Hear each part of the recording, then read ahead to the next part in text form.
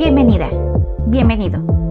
Esto es Crianza con Brillo, un espacio donde hablamos claro y sin juicios sobre los retos y las emociones que implica la crianza real, con información que te acompañe en el día a día.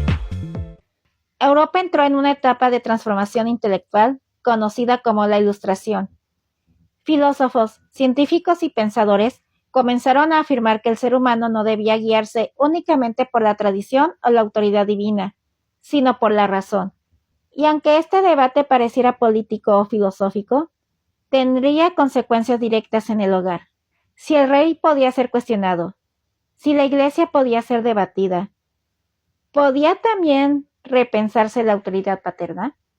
La infancia empezó a adquirir una dimensión moral y educativa distinta.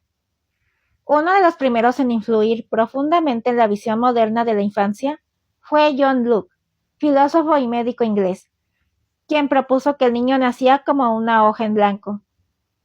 Esta idea rompía con la noción medieval del niño como ser marcado por el pecado original, o como naturaleza defectuosa que debía ser doblegada.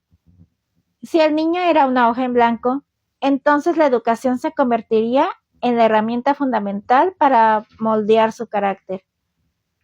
La crianza adquiría peso político. La disciplina seguía siendo importante, pero ya no se basaba exclusivamente en la corrección moral severa. Comenzaba a hablarse de formación racional, de modelado, de ejemplo. Sin embargo, el ideal de obediencia no desapareció, solo cambió de justificación. En 1762, el escritor suizo Jean-Jacques Rousseau publicó el libro Emilio o de la educación, una obra que transformó la manera de pensar la infancia. Se planteó algo revolucionario. El niño no nace corrupto, nace bueno por naturaleza. Es la sociedad la que lo corrompe.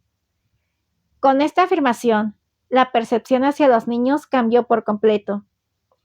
Ya no se trataba de doblegar una voluntad peligrosa. Se trataba de proteger una naturaleza genuina.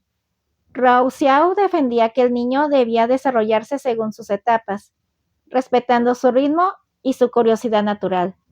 No era un adulto en miniatura, era un ser en proceso y con características propias. Por primera vez en la historia occidental, la infancia fue concebida como una etapa diferenciada con valor intrínseco. Pero mientras los filósofos escribían sobre naturaleza y libertad, la mayoría de los niños seguían trabajando desde edades tempranas, especialmente en contextos rurales o preindustriales. La disciplina física no desapareció. La autoridad paterna seguía siendo legalmente incuestionable en muchos lugares. Sin embargo, el discurso estaba cambiando. Y esos discursos, con el tiempo, transforman estructuras. La infancia comenzó a verse como proyecto de formación ciudadana. Educar ya no era solo transmitir obediencia, era formar individuos racionales capaces de participar en una sociedad ilustrada. En este periodo, también se expandieron las primeras reflexiones sistemáticas sobre pedagogía. Se discutía cómo y cuándo enseñar, y qué respetar del desarrollo infantil.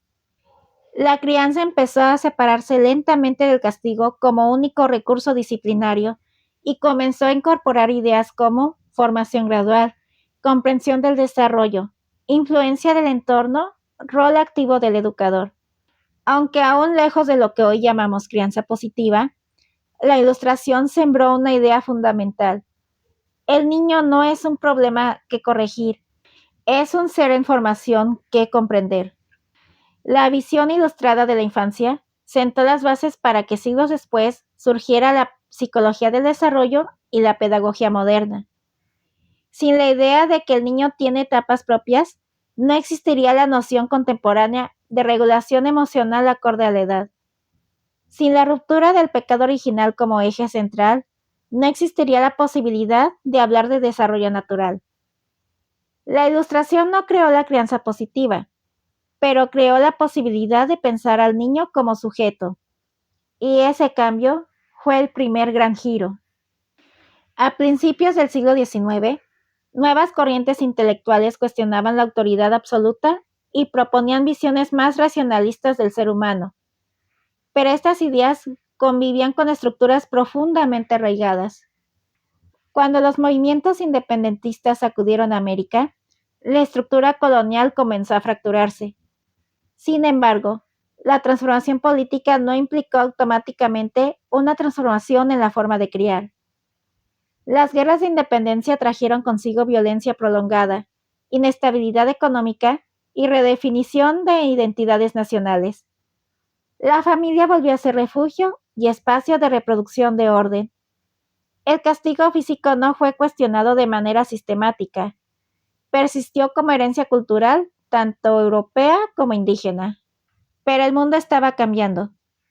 Mientras las nuevas repúblicas americanas intentaban consolidarse, en Europa comenzaba otra transformación radical, la revolución industrial.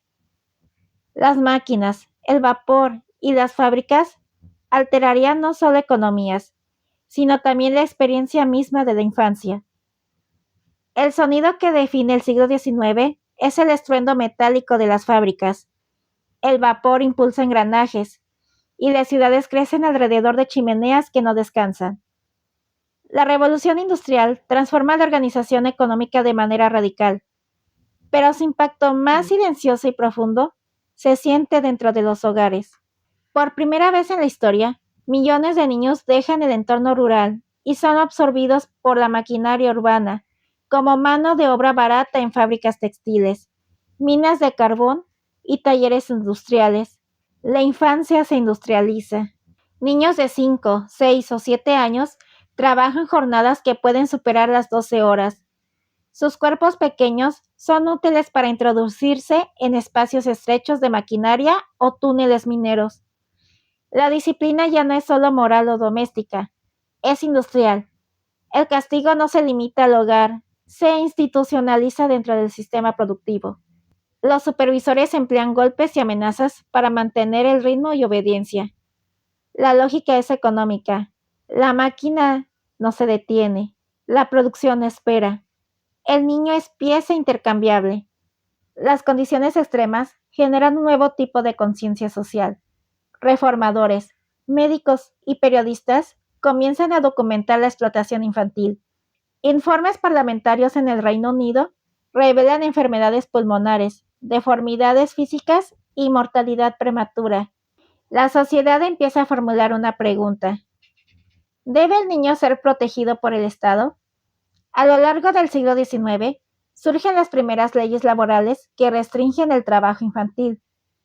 No eliminan de inmediato la explotación, pero introduce una novedad histórica. La infancia comienza a ser reconocida como etapa que requiere regulación específica. Paralelamente, el pensamiento pedagógico evoluciona. Educadores como María Montessori o John Dewey comienzan a proponer modelos educativos centrados en el desarrollo y la experiencia. Si este episodio resonó contigo, este espacio es para ti. Aquí criamos con brillo. Suscríbete y recuerda que una familia informada es una historia que cambia. Nos vemos en el próximo episodio.